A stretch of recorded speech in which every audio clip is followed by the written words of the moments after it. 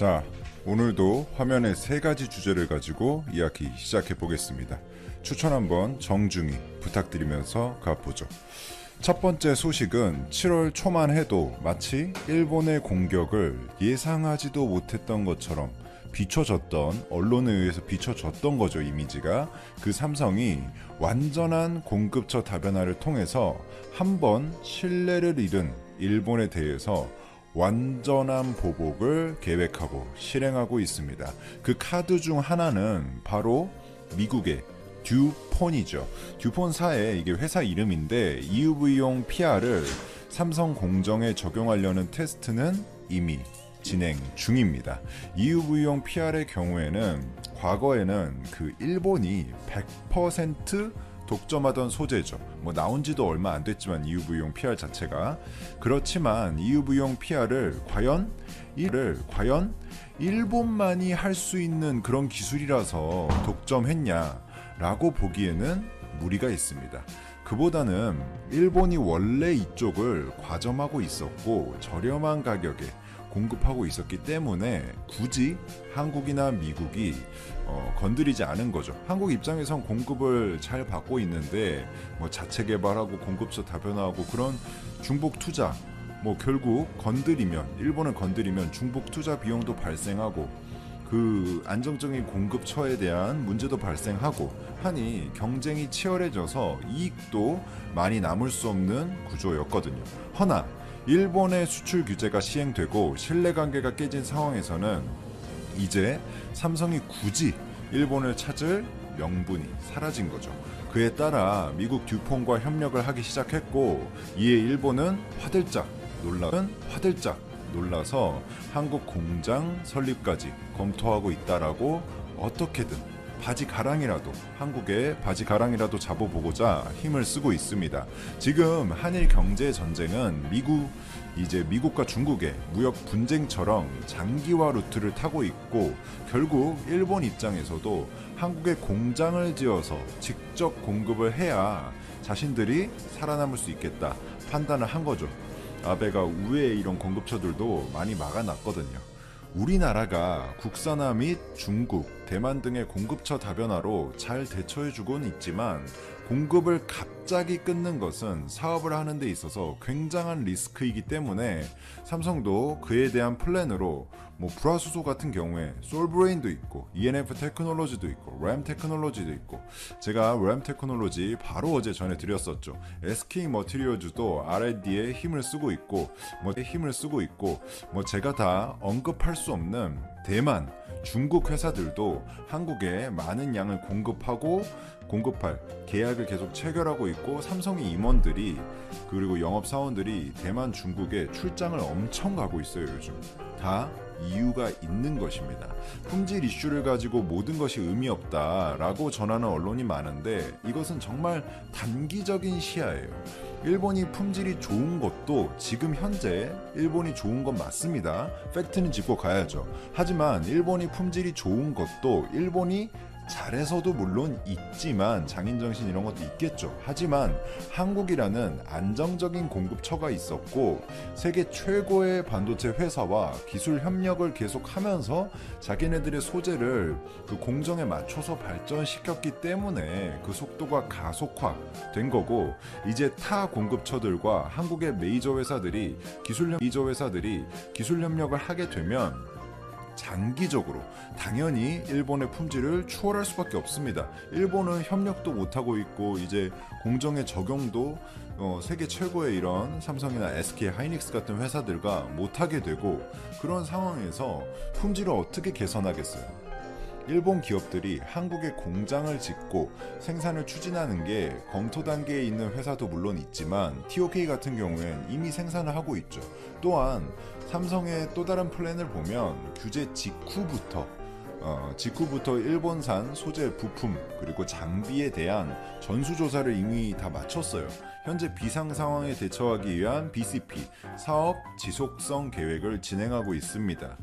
말은 이게 좀 두리뭉술할 수 있는데 당연히 대외적으로는 삼성도 굳이 일본에 대한 언급을 사기업이 하진 않지만 이런 불확실성을 안기는 싫은 삼성이 일본산 부품에 대한 완전한 탈인보안, 죄송합니다, 발음이 좀 꼬였네요. 완전한 탈일본화 플랜의 과정이다 라고 보는 게 합리적인 판단입니다. 자, 두 번째 주제로 가보죠. 일본 패션 업체죠. 오너드 홀딩스의 한국 사업이 파산을 했습니다. 결국 불매운동에 의한 급락한 실적을 견디지 못하고, 정확히 말하면 파산이라는 단어보다는 한국에서의 사업 철수를 발표했습니다. 이례적인 면은 뭐냐 하면 많은 일본 회사들이 이미 한국에서 철수를 했어요. 근데 철수를 하면서 굳이 전면에 한일 관계 악화를 그 이유로 들지는 않았었거든요. 예를 들자면 이미 철수한 히타치 조선이나 아사히 글라스 등을 그런 예들을 보면 쉽겠죠. 왜냐 생각을 해보면 그 원인은 먼저 수출 규제를 시작한 아베한테 있겠죠. 만약에 그 한일 관계 악화의 원인을 따지자면 맨 처음 시작한 사람이 결국에 원인이잖아요. 그게 아베한테 있고, 한일 갈등을 전면적인 어떤 이유로 내세운다면 그건 결국 아베 탓을 하는 건데, 이 한국에서 철수를 하고도 일본에서 계속 사업을 해야 되는 그 사기업의 입장에서는 그런 아베 탓을 하는 게 부담스러울 수 있죠. 입장을 이해가 가는 부분입니다. 하지만 이번 원어드 코리아는 정확히 한일 갈등의 영향으로 실적이 나빠져서 철수한다라고 센텐스를 가져갔습니다. 즉 아베 너 때문에 우리가 망했다라고 발표한 꼴이죠. 이런 기업의 중차대한 사안에 대해서의 어떤 공식 발표는 정치적 의미를 반드시 담고 있는 것으로 아베한테 그만 좀 하자, 우리 죽겠다, 일본 기업 죽겠다 라는 메시지를 대표해서 내보낸 것으로 해석이 됩니다. 그런 경우가 아니라면 굳이 계속 일본에서 사업을 해야 되는 그런 기업들이 자기 불리한 소리를 저렇게 공식적으로 할 이유가 없죠. 자, 이 이슈는 이 정도면 전체적인 내용이 다 정리되는 간단한 이슈였고, 마지막 주제로 한번 가보죠. 이것은 조금 뿌리 깊고 어떤 장기화된 이슈라고 보시면 되는데, 현대차 구조조정이 도래했다라는 그런 메시지인데, 이건 한국 국민으로서 참 안타까운 부분입니다. 이 구조조정이 도래했다라는 말을 하면서도 구조조정 안 할 거라는 거를 알고 있어요. 그게 더 안타까운 부분이죠. 이는 중국 매출에 물론 감소 영향도 있지만 거기에 공장도 문을 닫고 했잖아요. 근데 그와는 별개로 기본적인 생산 기술 자동화에 의한 결과를 표면적인 이유로 들고 있습니다. 큰 시대의 흐름이죠. 이 현대차 노사 외부 자문위원들을 불러가지고 현대차가 이런 보고서를 작성했는데, 이번에 생산직 숫자의 20%에서 크게는 40%까지 축소해야 시대의 변화에 따라갈 수 있고, 그러지 못한다면 현대차는 노사가 같이 공멸할 것이다 라는 보고서를 냈는데, 이건 사실 초등학생도 알 수 있는 부분이죠. 로봇을 아는 초등학생이라면 자동차 제조업의 자동화, 자동차 로봇팔 같은 게 움직여가지고 그걸 프로그래밍 언어를 통해서 자동화해서 생산이 되는 부분은 어제 오늘 일이 아니고 딥러닝, AI 등 기계가 이미 조립의 전반적인 과정을, 딥러닝 AI까지도 필요 없는 부분이에요. 정해진 루틴에 따라서 돌아가는 거기 때문에 다 담당하고 있고, 그런 전반적인 과정을 기계가, 사람이 하는 일은 결국에 현재는 AS 정도입니다. 그리고 환경 유지 정도예요. 정전이나 이런 것들이 났을 때 대처하고, 어떤 환경적인 부분들, 집진기 같은 게 하다가 또 고장이 나면 그것도 고치고, 중간에 자동화 과정에서 오류가 생기면 그것 좀 잡아주고, 결국 프로그래밍에 대한 내용이죠. 근데 사실 이런 걸 결국에 CS 엔지니어들이 하는데, 이런 CS의 핵심적인 부분은 제조사에서 담당을 하거든요. 그런 로봇팔이나 어떤 프로그램을 만든 그 소프트웨어 제조사에서 담당을 하는데, 그 말은 결국에 제너럴 일렉트릭이나 ABB 같은 엔지니어들의, 즉 외주 고급 인력들이 핵심적인 문제를 해결하는 것이 현실입니다. 물론 그래도 자사 생산직 인력이 아예 필요가 없다는 건 아니에요. 필요는 하죠. 필요는 하죠. 무슨 회사를 어떻게 다 외주 인력으로 돌리겠습니까?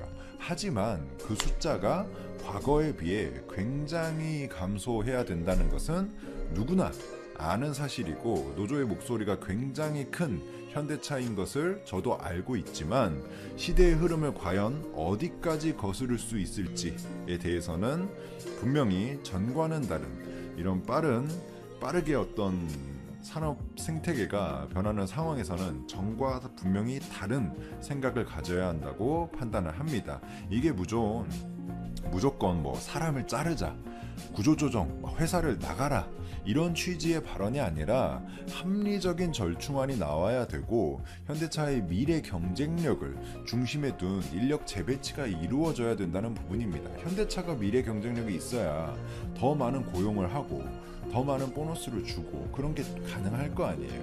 그 과정에서 저보다 훨씬 유능한 현대차의 인사팀을 비롯한 기술자분들이 인력 재배치 및 어떤 교육, 그런 프로그램 등을 통해서 지금보다 부가가치가 높은 방향으로 생산직 구조 자체를 바꾸는 게 바로 합리적인 해결책이다. 지금 그냥 10년 동안 하던 대로 10년 후를 대비해서는 이런 자율주행차 시대 어떤 미래가 분명히 어둡다라는 말씀 드리면서 오늘의 라디오 마무리하겠습니다. 감사합니다.